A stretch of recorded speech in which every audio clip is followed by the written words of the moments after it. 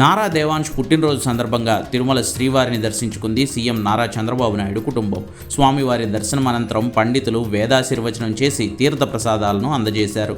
అనంతరం తరిగొండ వెంగమాంబ అన్నదాన సత్రంలో సీఎం చంద్రబాబు నాయుడు తన మనవడు దేవాంశ్తో కలిసి అన్నదాన సేవలో పాల్గొన్నారు.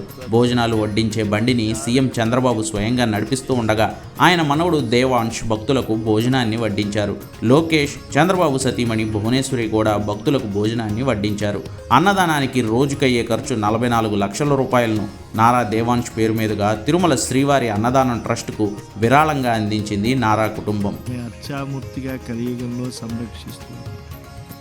ఆ దేవదేవుని సన్నిధానానికి వచ్చినటువంటి వారెవరికి కూడా అన్నోదకాలకు లోట్లు.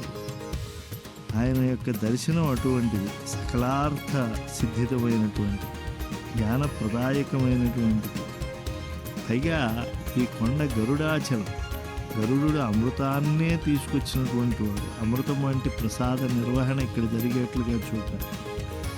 కనకవర్ణం కలిగినటువంటిది ఈ కొండ అని శుద్ధ తత్వ స్వరూపులు తెలుసుకోగలుగుతారు. పరబ్రహ్మ తత్వాన్ని తెలుసుకున్నటువంటి చిత్త